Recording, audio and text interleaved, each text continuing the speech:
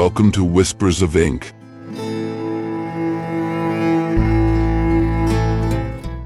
I'm Machado de Assis, and now I will read one of my stories.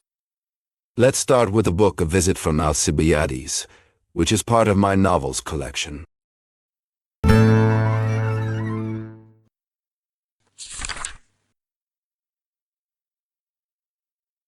Single Chapter 1 was just lounging on the couch after dinner, flipping through a volume of Plutarch. You know how I've always been into ancient Greece. Back in college you used to call it an obsession, and honestly, you went wrong. It almost got me kicked out of school more than once. Anyway, I opened the book and, like always happens to me when I read old stuff, I got completely lost in it. Suddenly I wasn't in Rio anymore. I was walking down a Roman road, standing next to a Greek portico, maybe even chatting with some ancient scribe. All the modern world just vanished. No more street noise, no more news about the latest rebellions or circuses, or whatever is going on these days. Just 15, 20 minutes of pure ancient joy.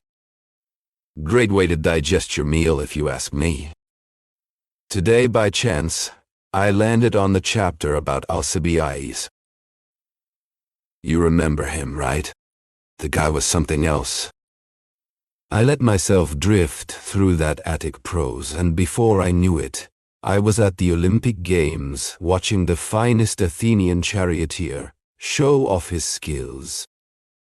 He handled the reins with such grace, so much control it reminded me of how he used to lead armies and charm crowds back home. Man, did I live in those moments? But then my servant came in and turned on the gaslight. That's all it took to blow away every last bit of ancient history from my mind. Athens went back to being just a story, and I fell straight from the clouds into my own body again, right into my white cotton pants, alpaca jacket, and soft leather shoes. And I started wondering, what would Alcibiades think if he saw us dressed like this today? Truth is, I've been into spiritualism for a few months now. After trying every other belief system and finding them empty, I figured I might as well pick the one that's the most fun. I sat alone in my study that night, the kind of quiet room where ideas take shape and ghosts might walk. A book lay open on the desk, but my mind wandered elsewhere. I had spent hours trying to guess what Alcibiades might have felt, thought, or planned, like so many scholars do when they dig into old papers and forgotten words. But no matter how sharp our minds are, no theory or document can tell us more about a man's true purpose than the man himself. That was my problem, and I knew it. So I made a choice. Instead of guessing, I would call him back. I decided then and there to summon the spirit of Alcibiades and ask him directly. I spoke aloud, inviting him to come to appear at my home right away. And this is where things got strange. He didn't keep me waiting. Within 2 minutes, there he stood in my living room, near the wall. But this wasn't just a shadow or a dream. No, this was Alcibiades himself, flesh and blood, real as you or me. He wore ancient Greek clothes, tall and proud, with that same charm and boldness he must have used when speaking to huge crowds in Athens. Even his way of standing reminded me of how he'd faced his enemies and friends alike, always with confidence, always with flair. Now, Your Honor, you know your history well enough to remember that Athens had its share of troublemakers too. Yes, even the great city of Athens had its rogues, and Alcibiades ran with them. I swear to you, I couldn't believe my eyes. Though every sense told me he was real, I still doubted. Could this be some trick of my mind? Maybe I had eaten too late, and my thoughts were playing games through the lens of Plutarch's writings? I rubbed my eyes, looked again, and then he spoke. "What do you want from me?" he asked. His voice rang out in perfect Attic Greek. At that moment, my skin prickled. This figure was not only here, he could talk, and he spoke like a true son of Athens. There was no doubt left now. Before me stood a man who had died 20 centuries ago, brought back to life as if he had just returned from cutting off that famous dog's tail, a tale everyone knows. There he was, alive, real, and waiting for my answer. It was obvious that, without even realizing it, I had just taken a huge step in my spiritualist career. But alas, I didn't understand it at the time, and stayed completely stunned. He repeated his question, looked around the room, and sat down on an armchair. Since I was cold and trembling and still am now, he noticed right away and began speaking to me with great tenderness. He tried to laugh and joke a bit, hoping to calm me down and make me feel safe again. Just like he used to back then. "What else can I tell your excellency?" After only a few minutes.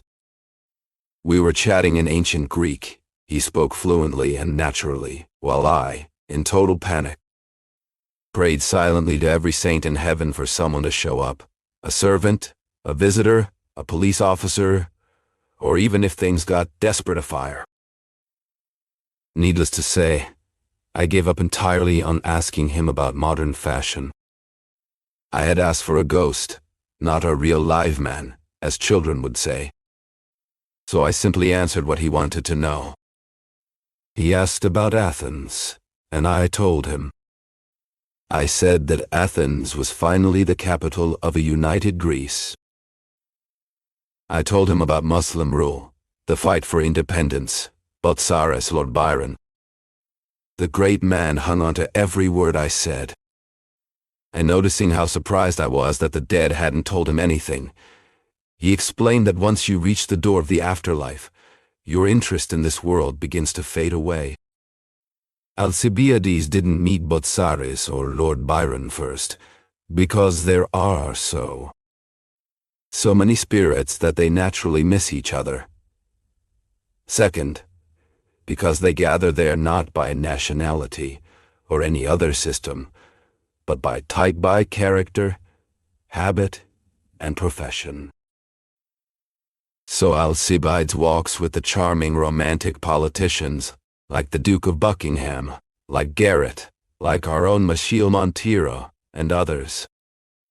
Then he asked me for recent news. I told him what I knew briefly.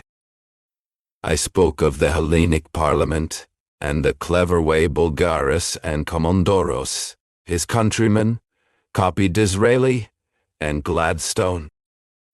They take turns in power, just like the Englishmen, using only speeches.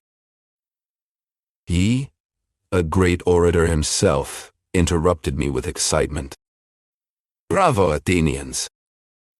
I mention these details only to leave nothing out, so your honor may fully understand this strange story I'm telling.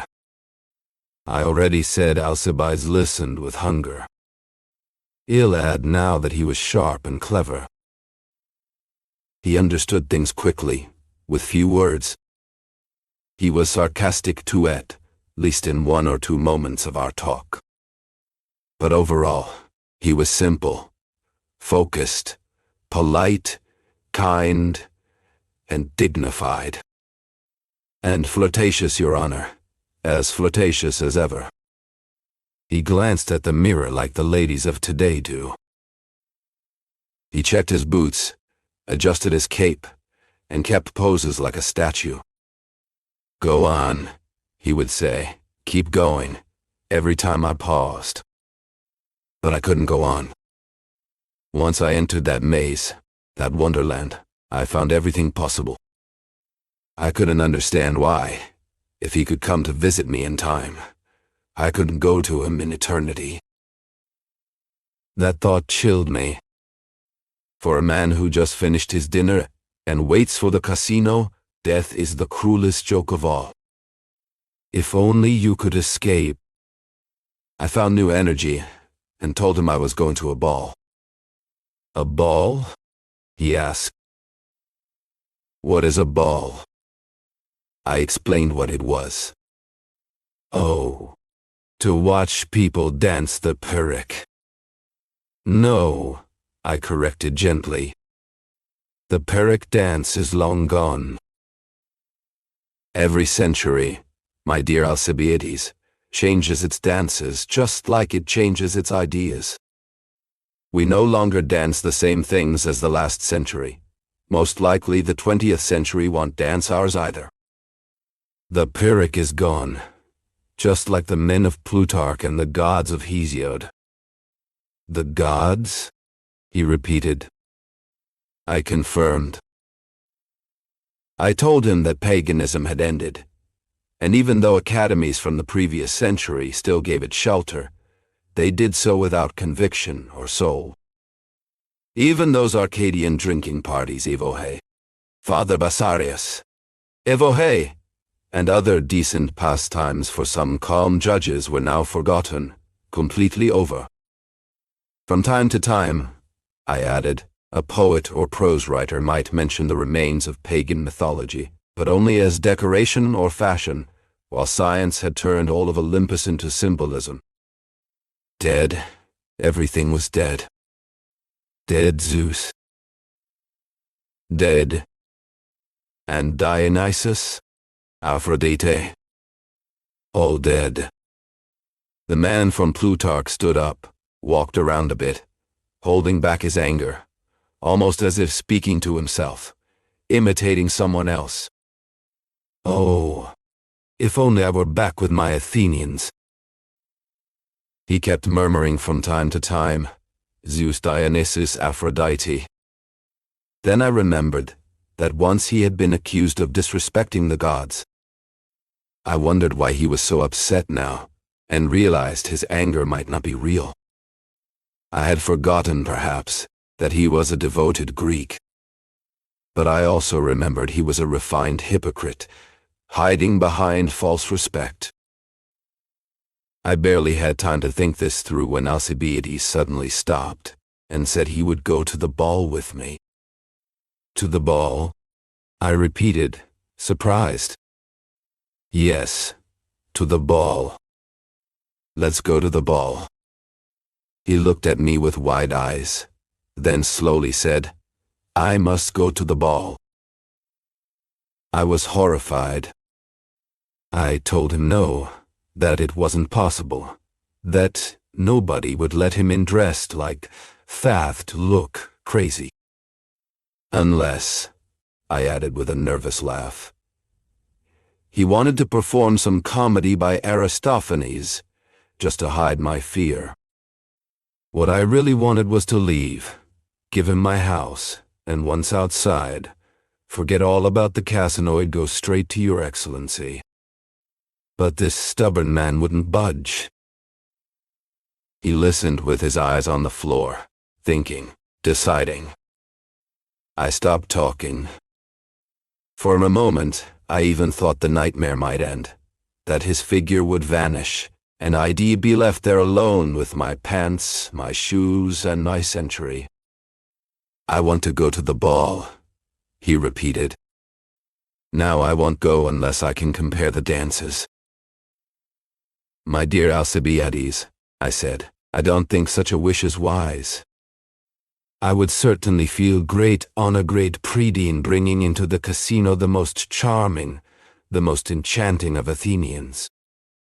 But today's people, the young men, the girls, the old folks, it's impossible. Why? I already told you. They'll think you're mad or an actor, because of your clothes. So what? Clothes can change. He'll dress like a man of the century. Don't you have something you could lend me? I was about to say no, but then I realized my best move was to get out of there as fast as I could. Once we were outside, I could find a way to escape him. So I agreed. "Very well," he said, standing up. "I'll go dress for this time. Just promise you'll get ready first, so I can watch and copy you." I stood too, and asked him to follow me. He didn't move right away. He seemed stunned. I saw that only now had he noticed my white trousers. He stared at them with wide eyes and open mouth. Finally, he asked why I wore such strange cloth tubes on my legs. "For comfort," I replied. I added that our century, more modest and practical than artistic, had chosen clothing that matched its seriousness and dignity. After all, not everyone could be Alcibiades. I think I flattered him with that remark. He smiled and shrugged his shoulders. We went into my dressing room, and I started changing clothes in a hurry. Alcibiades sat lazily on a couch, not without first complimenting it, along with the mirror, the straw mat, and the paintings on the walls. I was getting dressed quickly, as I said, eager to go outside and catch the first cab that passed by. "Black trousers," he exclaimed. He was pointing at the black pants I had just put on. He shouted it, and laughed a small laugh mixing surprise with mockery, and it deeply upset me. You see, dear reader, even if we ourselves often criticize our time, even think it deserves blame or worse, we don't like someone from the past mocking it right in front of us. I didn't answer the Athenian. I frowned slightly and kept fastening my suspenders. Then he asked why I wore such an ugly color. Ugly but serious, I told him. Look, the cut is elegant. See how it falls over the shoe, which is black but shiny and well made too. And when I saw him shaking his head, I added, "My dear fellow, you may certainly demand that Olympian Jupiter remain the eternal symbol of majesty. That is the realm of ideal, selfless art, above the passing ages and the people who live in them. But the art of dressing is different. What may seem absurd or ungraceful is actually rational and beautiful in our way. We don't walk the streets listening to rhapsodes reciting poetry, or orators giving speeches, or philosophers teaching their philosophies. Even you, if you got used to seeing us, would end up liking us." "Wretched man," he cried, rushing at me. Before I could understand why he shouted, or why he moved toward me, I turned pale with fear. But his anger came from a misunderstanding. I was adjusting my tie around my neck, trying to make a proper knot, when Alcibiades suddenly thought I was about to hang myself. He admitted this later. And truly, he looked pale, trembling, and covered in cold sweat. This time, it was me who laughed. I laughed, then calmly explained what the tie was for. I also pointed out that mine was white, not black, although we did sometimes wear black ties too. Only after all of that did he agree to give it back to me. Finally, I tied it properly and put on my vest. "By Aphrodite," he cried, "you are the strangest sight I have ever seen in life or death. You look like the night itself, a night with only 3 stars, he added, pointing at the buttons on my chest. The world must be terribly sad if it chose such a dull and gloomy color for fashion. We were much more cheerful in our time. We lived." He couldn't finish his sentence. Just then, I pulled on my coat, and the poor Athenian was struck with horror beyond words. His arms dropped to his sides. He gasped for air, unable to speak, his eyes wide and fixed on me. Believe me, I was afraid. I hurried up, hoping to leave faster. "Are you done?" he asked. "Not yet. I still need the hat." "Oh, let something come along to fix the rest," he pleaded. "Please, please."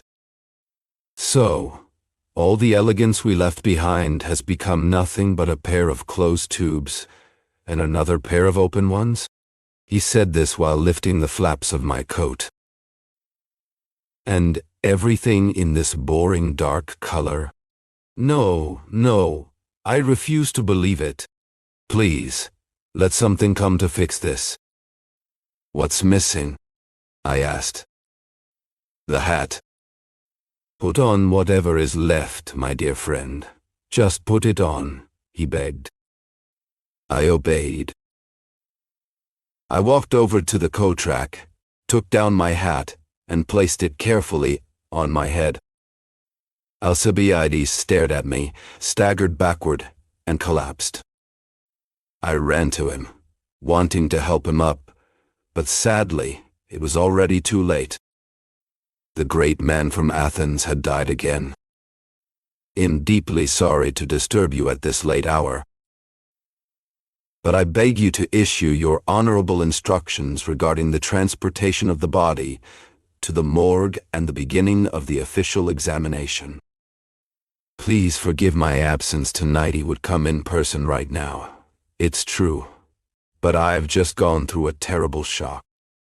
Still, I promise to visit your office first thing tomorrow morning, before 8 o'clock.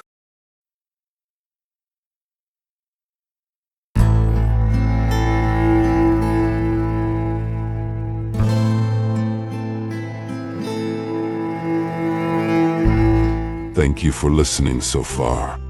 If you enjoyed this video, don't forget to like our channel and click the bell to be notified whenever a new book is read. Have you heard of Machado de Assis? Machado de Assis, born in Rio de Janeiro in 1839, is considered one of the greatest writers in Brazilian literature and a master of psychological realism. He was a novelist, poet, playwright, and short story writer whose works explore the complexities of human behavior with irony, subtlety, and deep introspection. Among his most famous novels are Dom Casmurro, which questions truth and memory, and the posthumous memoirs of Brás Cubas, a satirical narrative told by a deceased man. Machado's literature often reflects the contradictions of Brazilian society, addressing issues like race, class, power, and identity in a sophisticated yet accessible style. Despite being born into poverty and facing racial prejudice, Machado de Assis rose to become the president of the Brazilian Academy of Letters and a symbol of literary excellence. His sharp wit and profound observations about society and the human soul make his works timeless and universally relevant. Today, he is recognized not only as a Brazilian icon, but also as a world-class author whose legacy continues to influence generations of writers and thinkers. Machado de Assis shows us that literature can be both elegant and critical, intimate and universal, humorous and profound. His stories remain as powerful and thought-provoking today as they were more than a century ago. Machado is a treasure of world literature, and through his voice, we discover the infinite layers of the human experience.